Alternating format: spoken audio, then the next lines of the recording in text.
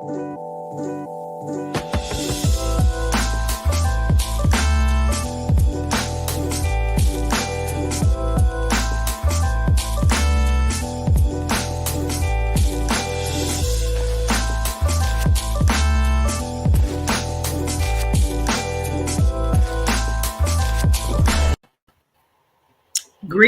and welcome everyone to this week's Building Power Grassroots Education Advocacy. I'm your host, Zakiya Jabbar. I'm glad to have y'all with us today.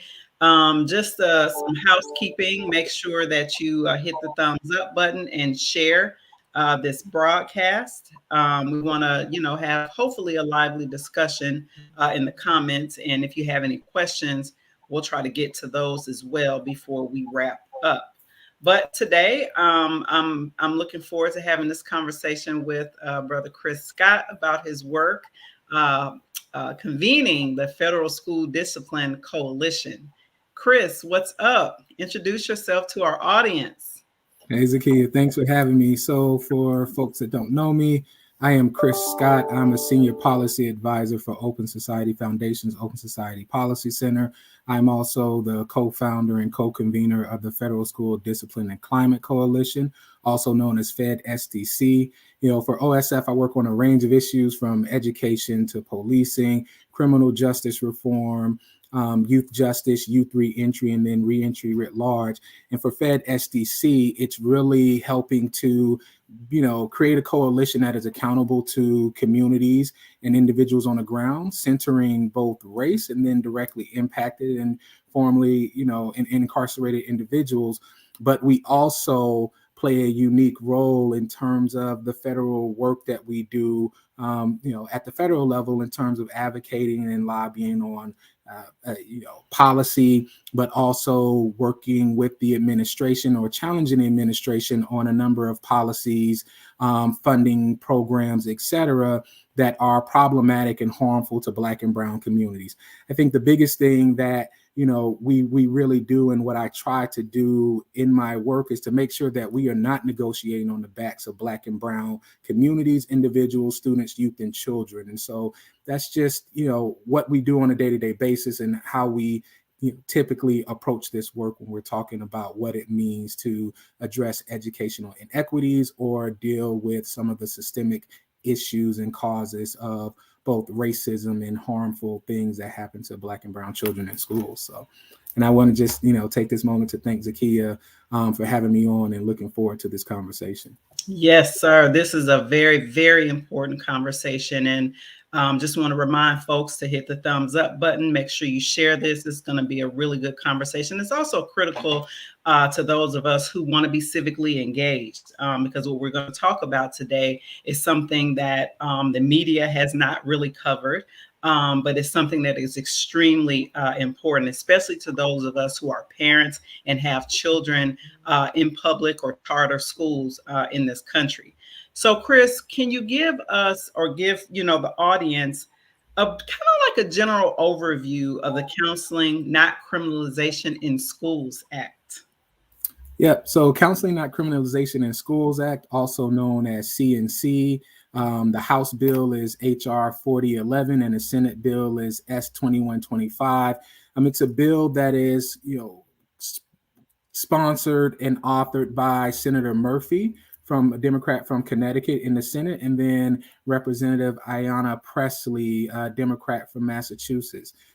This bill is important for a number of reasons. I think, one, it's the first time in my sort of 12, 15 years being on the Hill and being at the Department of Education or at the White House, and in this work where we have a bill that actively prohibits federal funding for going to law enforcement in schools, and then turns around and makes a $5 billion investment. You heard me correctly, a $5 billion investment in providing, resources and access to mental health professionals, counselors, alternatives to law enforcement, and other modes of alternatives to exclusionary school discipline policies, which includes suspensions, arrests, expulsions, referrals to court, referrals to law enforcement, and ticketing for families for truancy.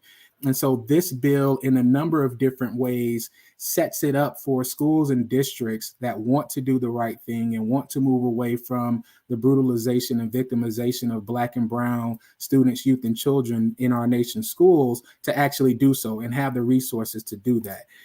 We understand now that even though Title I funding exists, it's not set up in a way that allows those schools who are trying to have culturally sustaining educational programming, positive school environments, and school climate that is, receptive and helpful to the safety of all students, not just white students, that there aren't the funding for it. You oftentimes have to choose between technology, between law enforcement in schools, or counselors, mental health professionals in order to get Title I funding. And most of the time, those funds get siphoned off as a priority for both the technology needs and resources and law enforcement in schools, because a lot of folks in schools and districts think that law enforcement equals safety. And we unequivocally know for Black and brown children, that is just not true. And the same is true for Black and brown communities for the most part. And so that's really the crux and the bulk of what the Counseling Not Criminalization in Schools Act does. It also sets up and defines what schools and districts can do with respects to, having mental health professionals and counselors in schools. And it's not, I should be clear, it is not something that is going to be rooted in the institutionalization of Black and brown students, youth, and children. It is something that is going to be, making sure that we have the right level of diversified mental health professionals and counselors who are Black and brown, who can relate to Black and brown students and understand what is needed, and do that in a way that is centering both race, but also equity within the field, so that we don't run into the continued use of mental health providers, mental health professionals, behavioral supports and needs being met with criminalization or institutionalization tools. So, listen, brother, this is on time. This is on time. And I say that because, as you know, I live in Moco, Montgomery County. And my partner, and then also Carolyn, who was on staff with Racial Justice Now. Racial Justice Now is doing local work here in Montgomery County. And there was an unfortunate incident this week at Montgomery Blair High School. Racial Justice Now and a bunch of student groups successfully organized and won police-free schools starting this school year. And it was right on time for my son, because he was going to ninth grade, going to high school. So this was deeply personal for me. I'm like, Lord, I cannot have no police officer nowhere near my son, while he's in school. School should be a safe haven for our children. Yep. And as you know, it was hard, but thankfully, we have some Will Jawando, who is amazing. He was the sponsor, and it literally started from a conversation. I know you know Will. He was in the Obama administration. He's on our county council now. Shout out to Will. He responded to an Instagram post. I'm like, will you help us get the police out of Montgomery County schools? He was just like, yes. And that was it. Like, I was like, okay. So we followed up, just kept the work going. So the first school district, we're one of the first school districts in this area. Alexandria, Virginia did it, but they turned around and put them right back. So they don't count. but Montgomery County, as of right now, still has police-free schools. But there are talks, as you can imagine, after the unfortunate the student was stabbed by another student outside on the campus of Montgomery Blair High School on Monday. And so we released a statement, and lots of our community folks, are really saddened by that. But one of the things that came up for me that you talked about was shifting those dollars to the things that actually create real safety in schools. And unfortunately, these schools started, and I'm talking about this from a parent. I have a high schooler and an elementary schooler. Yep. They started school like everything was normal. They didn't have no kind of like, let's just ease into the year. Let's make sure we got like mental health therapists on staff. The counselors are academic counselors. They're not mental health supports. And I was really perturbed by interim superintendent McKnight's email yesterday that she sent out to all the parents in MCPS community, just really hard nosed, lock them up and throw away the key type of message, threatening students, who, come, with these issues. And I'm just like, you need to take some responsibility. MCPS, the school board, needs to take some responsibility because money isn't an issue for this district. That's what's so wild, because so many Black children go to schools where underfunding is really an issue, right? Like the funding formula is, as you know, property taxes in a lot of places. So if you're in like these cities and they're landlocked around suburbs, the property taxes in a lot of inner cities obviously is not that of suburbs. So that's usually the case for our kids, but not here. There's no excuse for this district not to have what they need. And so that's why I appreciate the fact that you explained what this is at the federal level, this counseling, not criminalization in schools act. I want to come with another question for you, because I think this is probably questions that the people who are listening may have. What are some of the misconceptions people may have about this bill? What has it looked like in places that have already started to move towards this direction, like Minneapolis and Denver, in terms of like decriminalizing things and not using the police for everything? Yeah. So I think the biggest misconception is that, this is going to create, not my words, but, folks on the other side, this is going to create, a bunch of criminals and thugs in our nation's schools. And I just think that that's unequivocally false, right? We know research has shown, the FBI knows this, and a number of other folks have shown this through their research, that law enforcement in schools is not going to make schools safer. It's not going to prevent an incident, a fight, or something tragically happening on a school. And in most cases, when we talk about it, school resource officers, schools, security officers or school security agents being in schools, it actually, for Black and brown students and students with disabilities and LGBTQ plus students, it makes it much more dangerous, because the power and authority in which law enforcement officers yield and how they use that in Black and brown schools is problematic. And then also how the policies are set up is even more problematic, because it provides them this sort of unilateral approach to dealing with minor school-based misbehavior in ways that results in criminalization, that results in, some kids getting maced, pepper sprayed, beaten, punched, slammed on their head, and abused in ways that, as a parent, you could never do to your child, or anyone else do to your child. And you would never want that to happen to your child. And so I think that's the biggest misconception that we face. The other misconception that we face is that Black and brown children and students with disabilities need law enforcement officers in schools, because it's not that the policies are racist. It's not that there is bias amongst, law enforcement in schools, or that the law enforcement profession is racist. It's that those students are inherently bad. To which I throw my hands up and say, how is that not racist when you say that? How is it not anti-Black and racist? Exactly. Right. And it's the conversation that we have to have with folks, and explain that even in saying that, you are continuing these sort of racist tropes, and you are dehumanizing Black and brown students in ways that only views them as deficits rather than assets. And that's where the counseling, not criminalization bill comes in. That's where the mental health professionals, and that's when you talk about diversity and centering race and racial equity, that's where that comes into play. Because from a cultural perspective, you understand that some students may just be having a bad day. And to try to meet them with a level of resistance or authority is only going to escalate the situation rather than de-escalate it. And so there are things that we understand as a Black community, as a brown community, as parents, as real educators who are fighting these issues day in and day out. We understand what it looks like and what the alternatives are and what some of the solutions are to creating safe school environments, but also making sure that they are culturally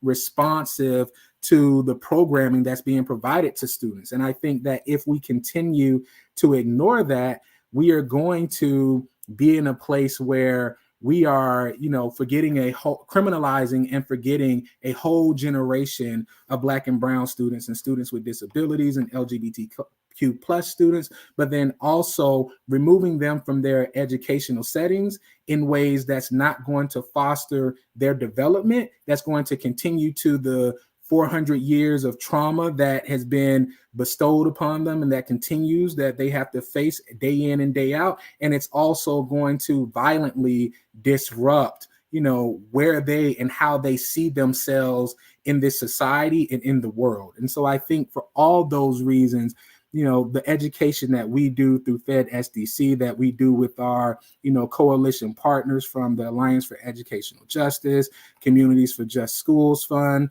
Dignity in Schools Coalition, COPA, and National Women's Law Center, the Civil Disability Rights Network, and the Daniel Initiative. All those groups are instrumental in the work that we do at the federal level to not only educate members and staffers about this, but also push them in ways that stops this over-reliance on racist policies and practices, and actually, allows us to be accountable to the community, and meet the demands of the community and those on the front lines and those who are directly impacted. We're not sitting in the space where we are having conversations with folks that only look at this from an academic perspective and say, oh, this is a model, this is an assessment that we need to use. No, we're listening to those who are on the front lines and trying to initiate these members and their staff in ways where, not for us to sit at the table and have these conversations, but for parents, teachers, educators, young people, students, et cetera, to have a seat at the table and articulate to them what they actually experience, not what folks have read in some book or these stupid models that folks think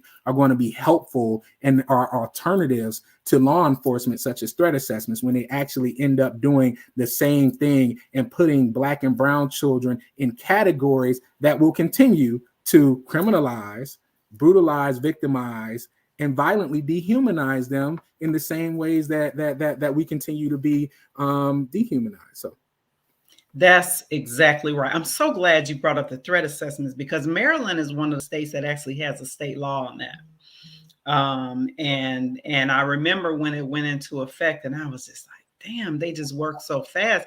Boy, they can pass a bill that's criminalizing these kids so fast, but then we want to go and talk to them about decriminalization. It takes 2, 3, 4, 5 sessions to get a law passed to do that. You know what I mean? It's really unfortunate. And we're seeing that, as you mentioned, black and brown students specifically continue to get caught up in this net, continue to get caught up in this criminalization net. And we can and should do better. And we need this right at the federal level, because there's just some states that are just not going to move on this, not going to move on decriminalizing this thing. So let me ask you this question, because you kind of touched on it. I want to give you an opportunity to really drill down on this. And I want to do some housekeeping really quickly again.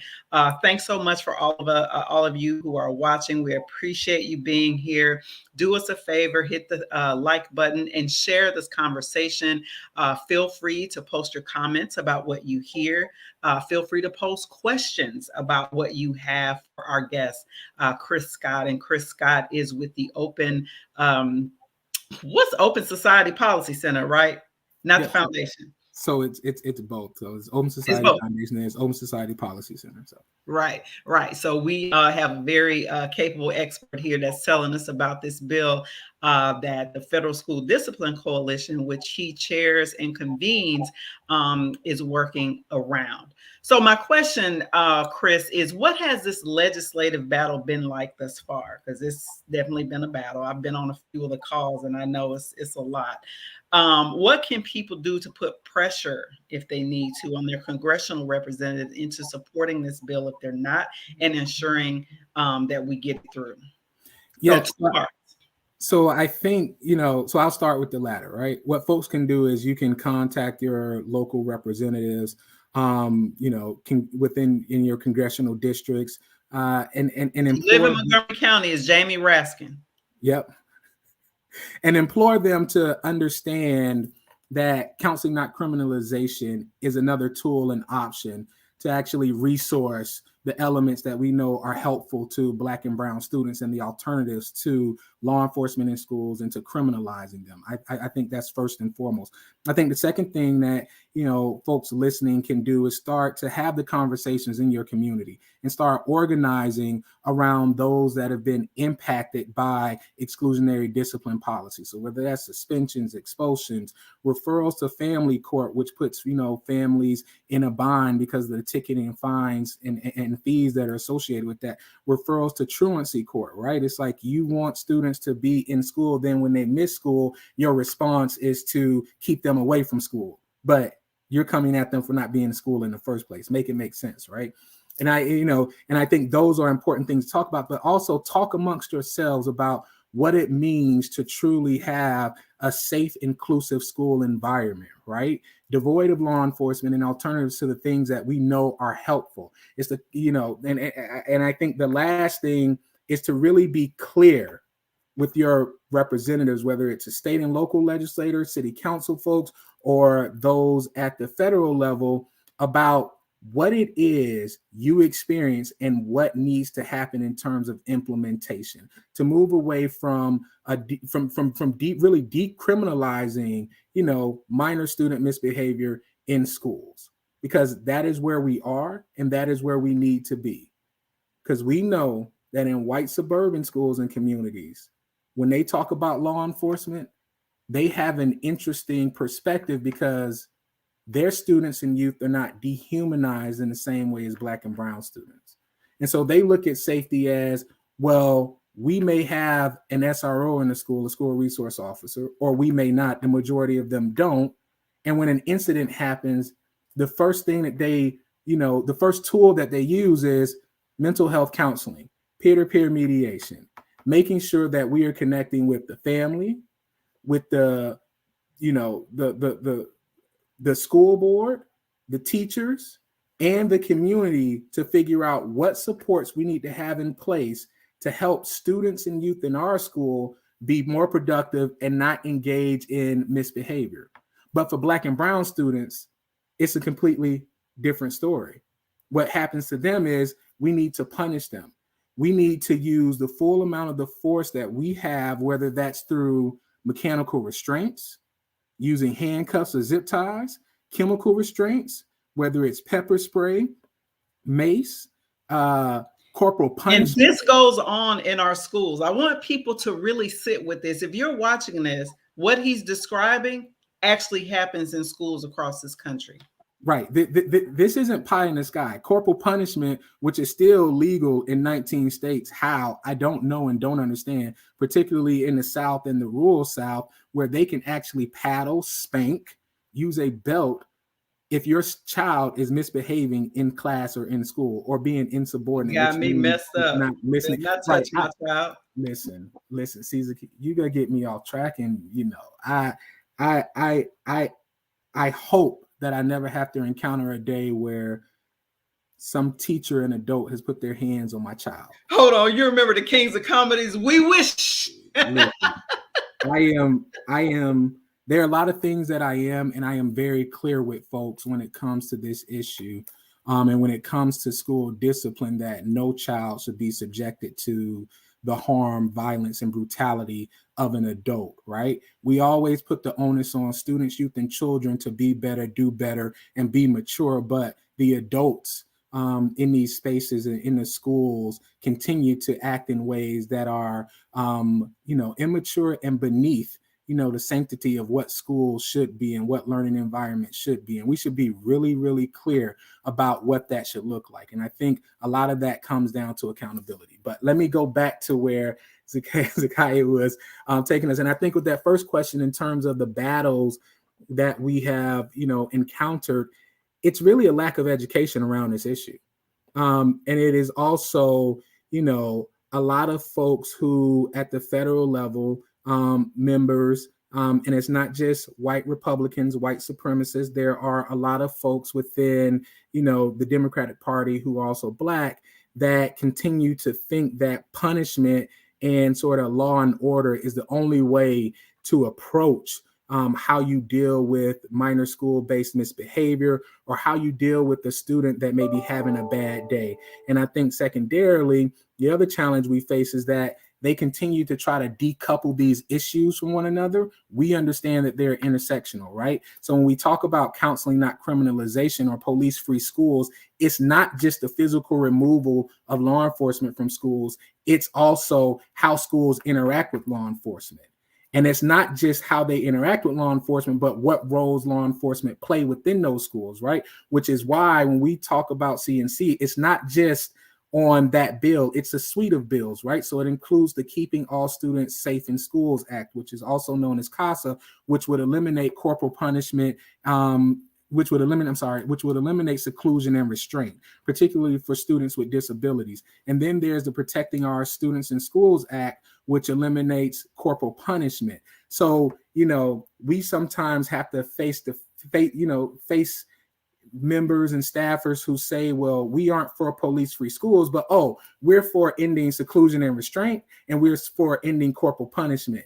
And the education that has to be brought upon them is, you can't end corporal punishment and seclusion and restraint if you don't have police-free schools. Because to end just those two and keep police in schools, you're essentially allowing the use of seclusion and restraint and corporal punishment, because law enforcement officers will still be able to do that while they're in schools. And you can't just take out law enforcement officers and not address seclusion and restraints or corporal punishment, because the same impacts of the violence, brutality, harm, and trauma that law enforcement officers are putting on students and youth of color and students with disabilities through, again, zip tying, hog tying with handcuffs, mechanical restraints, chemical restraints, whipping them or slamming them on their head, they're still experiencing those types of corporal punishment and seclusion and restraints, or physically secluding them with their pure raw strength, or putting them in closets for hours on end to try to calm them down or subdue them is also problematic. And so you can't do one without the other, and those three elements really can't be divorced. Otherwise, you're just putting lipstick on a pig and calling it something that's pretty when it's not. It's still racist, it's still prejudiced, it's still problematic, and it's still harming our Black and brown students, youth, and children, particularly those students with disabilities. That is so true. And I'm glad you pointed that out about young people with disabilities. That's absolutely true, because I know in our work in Dayton, when we were still doing that work specifically in Dayton, the 3 indicators for the most suspended student was Black, male, and had a disability. That was the most suspended students in Dayton Public Schools. And I'm sad to say that if we went to check the data today, right, it would still be the same. And it's truly unfortunate. I want to shift gears here to another question, and this one is about the End School Pushout Act. So could you also talk about that? When it was introduced, the punitive push out of girls of color in schools, and the disrupt the school to confinement pathway. Yeah, so Ending School Pushout Act, it was introduced a couple of congressional sessions ago, I believe in 116th. That's Ayanna Pressley's bill, right? Yeah, 115th, and it's Ayanna Pressley's bill. She is the author of it, Democrat from Massachusetts. And at the time, that bill was really centered around codifying the Department of Education civil rights data collection, which collected data from all the schools and districts in the U.S. to see if there was racial disproportionality with respects to how the administration of school discipline was being doled out in schools and districts. They also collected data and information around the Individuals with Disabilities in Education Act for students who had disabilities and who also were on IEPs. It looked at a number of data elements and points around suspensions, expulsions, arrest, school time, etc. And so Ending School Pushout Act at the time was really introduced to articulate the plight of African American girls, i.e., Black girls in schools, because they were being pushed out for a number of different reasons, right? So having attitude, being too aggressive or being deemed as aggressive, their hairstyles, their dress, and just how they carried themselves from a cultural perspective. So think about, for those who don't know or may not be familiar with it, the Jim Crow laws of the South, where you looked at Black women who were, who had prominent features or wore their hair in a natural way or dressed a certain way as being hypersexualized or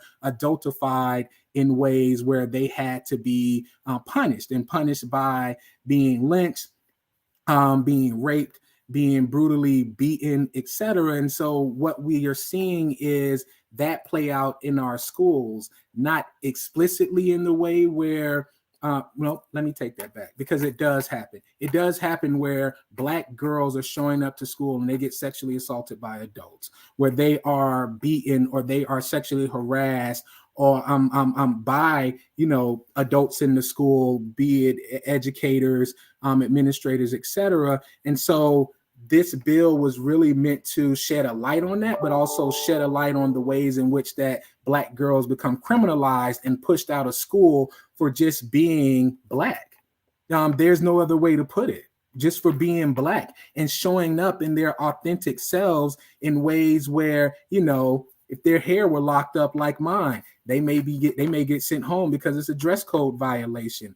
If they wore stockings over shorts or something, they may get sent home for having a dress that is, doesn't conform with, where the school is in terms of, putting your hands down to your side and making sure that it's 2 inches below your fingers. It may be right at your fingertips and they're like, you have to go. And so that bill was meant to address that, meant to highlight and shed, what Black girls go through, and particularly also Black girls with disabilities, because at the time you had a number of folks that were raising the profile of, students with disabilities, although they were only focusing on white students with disabilities and not bringing in the intersection of race and disabilities. And you had the whole conversations around Black men and boys and boys and men of color with respects to how they were getting processed through the school to prison pipeline, whether it's through the My Brother's Keeper, the Campaign for Black Male Achievement, or through the White House Initiative on Educational Excellence for African Americans. And I'm familiar with all those because I played an integral part in helping to, define and do that work. But for Black girls, there was this gap in terms of, well, how do we raise awareness and education on what they have to deal with and all the nonsense that they have to put up with just for being Black? And so that bill did that. It also purported to define what the adultification was and really call out the sort of racism that was in play. And it also made a unique attempt to strengthen the civil rights data collection to make sure that Department of Education was collecting those data elements in ways that could be used to have interventions and implement policy and practices that would stop the push out of Black girls. And so where it is now, it's been introduced for the 117th Congress, which is the Congress that started January 2021 and will continue until December 2022.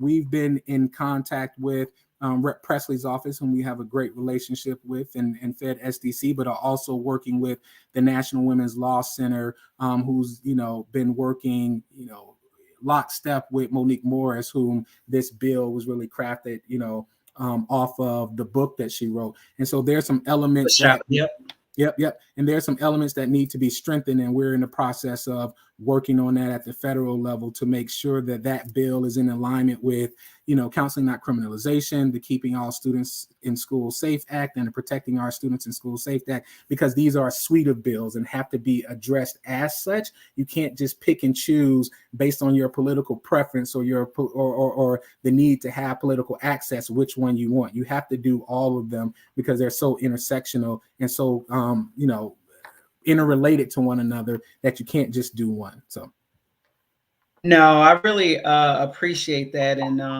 this has been really good because I feel like you've explained sort of, what's happening, what people can do, and definitely why it's important and why people should be supporting this, especially since a lot of folks have been working at their state level so much unsuccessfully, right?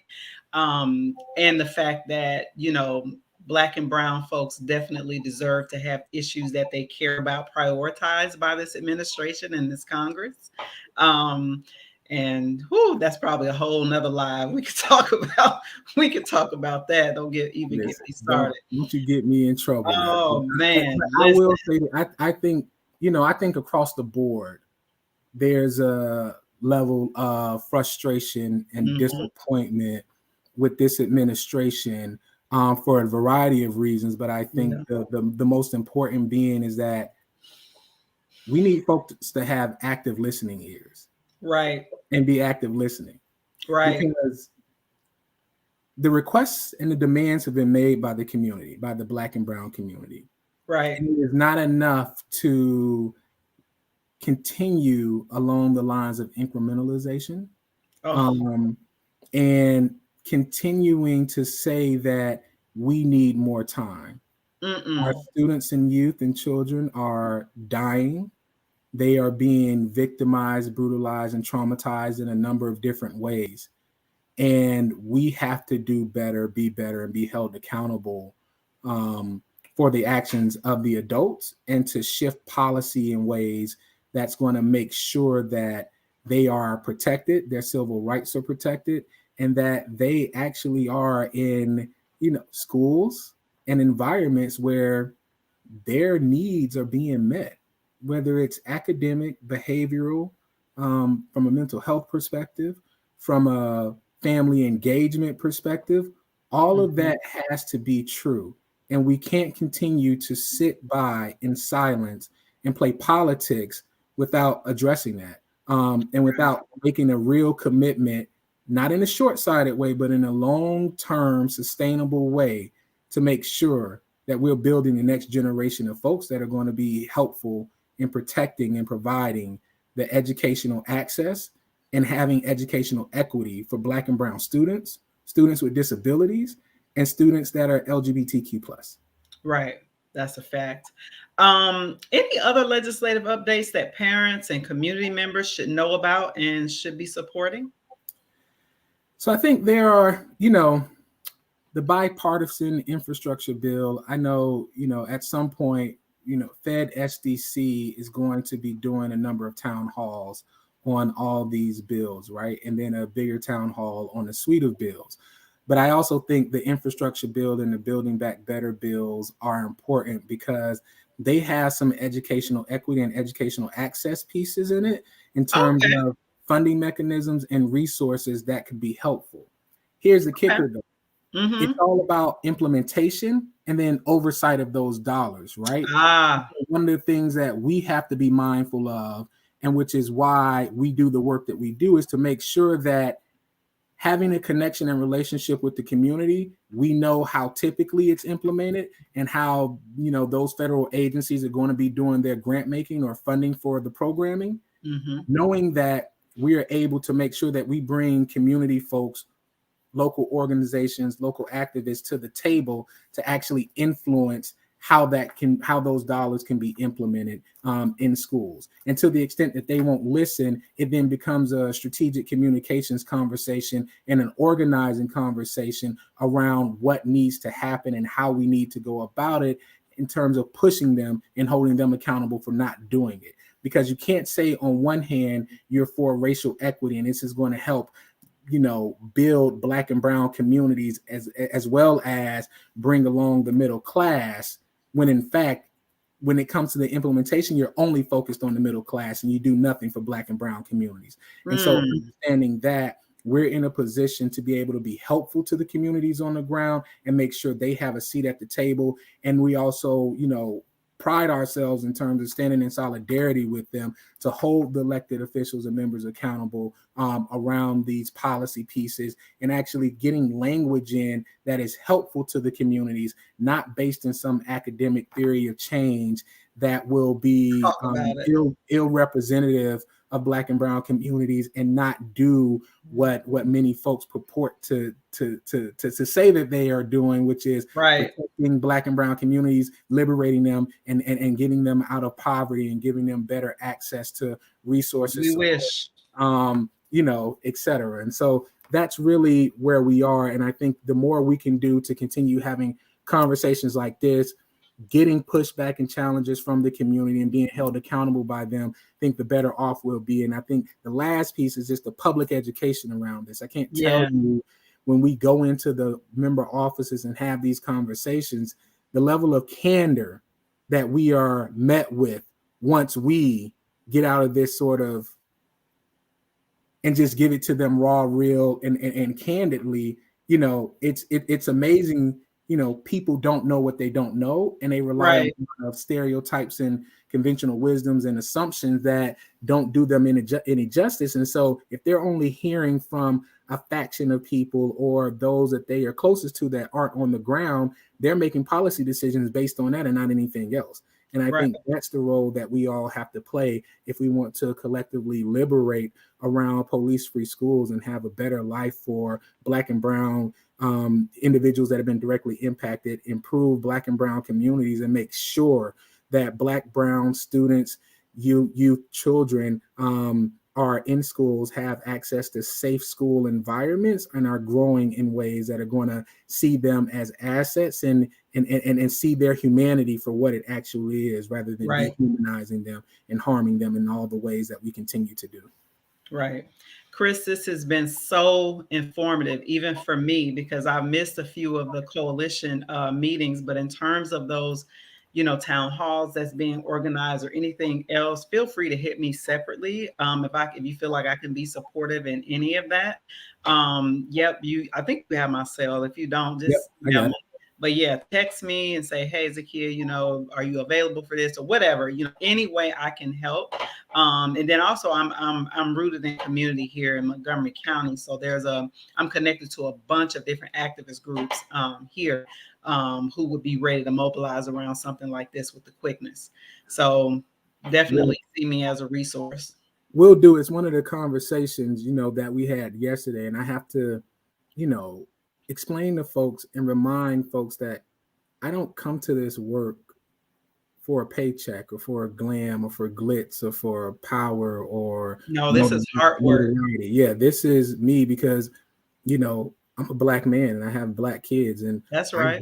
I'm born and raised in Florida from Pine Hills, aka Crime Hills. And so wow, this stuff does, and what I see, I'm privileged to sit in the spaces that I sit in because I shouldn't be here, right? I shouldn't have made it out of my environment. I should not be as, well versed and as educated as so many people assume that I'm not, but I am. And so understanding what that world looks like and that all my family is still back there and how these policies impact them, this is for them and the many folks that are impacted and come from Black and brown communities where many of the folks making decisions about it have never stepped foot in those communities. And if they have, they don't have the same lived experiences. Right. And if they have, they've forgotten from which they've come. And we should just be clear about that. And so I'm not here to placate or do a disservice to my community, because to do that, which, it would essentially mean for me that I'm destroying myself, because I see myself as a pillar of hope for my community and for those that I know sacrificed to get me into the place that I'm at now. And so I have to give back. And this is just my way of giving back and being very unapologetic about it. And so when we have these conversations, I think there is no no in this work for me. Right. There is no, we're not going to do that.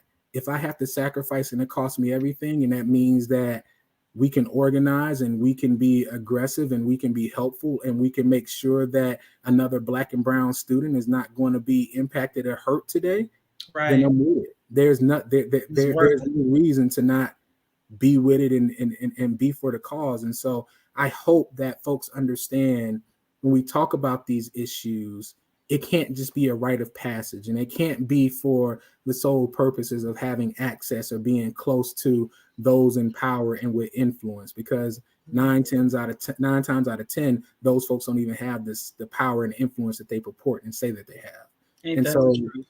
we have to be true and be accountable to organizations, students, parents, those directly impacted, and make sure that we are building power and capacity for them to change and make a difference. I can get a meeting anytime, but it's not, but it gives me all the joy in the world to know that I can call a meeting and get a parent or a youth or a directly impacted individual a meeting with their representative in ways that they couldn't, so that they could have their voice heard and they could actually pull up and have an impact and educate the folks who claim to know all but actually don't know when it comes to Black and brown issues, but make all the decisions. And so that's not equity. And so we have to flip that on its head, whether it's on education policy, whether it's on policing, whether it's on reentry, whether it's on economic justice, or even climate justice. We just have to be clear and unapologetic about how all those pieces intersect with one another, and how we are not here to sort of play games or run from the same blueprint around these issues. Right. Well, you are doing an amazing job. We appreciate you. Definitely appreciate you convening the Federal School Discipline Coalition. I actually think we should have been convened even during the last administration, to be honest, because I feel like just because he was crazy, the law is still the law. The civil rights law is still the civil rights law, and we should have been pushing, regardless. But I know, like, that was, totally different. It wasn't for because of who was in office or lack of. There were some political mountains that had to be moved, and you also gave grace to some of the other folks that were doing the work. But right. I think, after January 6th and the passing of, Allison Brown, they kind of kicked a number of things into gear where we couldn't wait. We couldn't be, that's right, the same passive and or doing the same, running from the same strategy. We had to be aggressive, bolder, and honestly, just real with folks about what this work is, what it needs to be, and how it's going to move forward, period, point blank. Yeah. No, I appreciate that, and love my sister Allison Brown. That was, that hurt, but she fought. She fought, and she fought a good fight, Thank you for mentioning her name, for sure. Chris, this has been great. You're always welcome back on this platform. Let me know, because if there's more bills coming, or like there's something else that we need to be talking about, just let me know and I can set it up. But thank you, brother. I really appreciate you. Appreciate all the good work that you're doing over at Open Society. And thank you, and keep going. Will do. Thank you for having me. And I'll definitely take you up on that, because I can think about two other people that, the three of us are kind of like a mini, tag team. That's right. Email me. Yeah. Email me. Probably set some people's hair on fire. Let's do it. I'm always down. See ya. Thanks.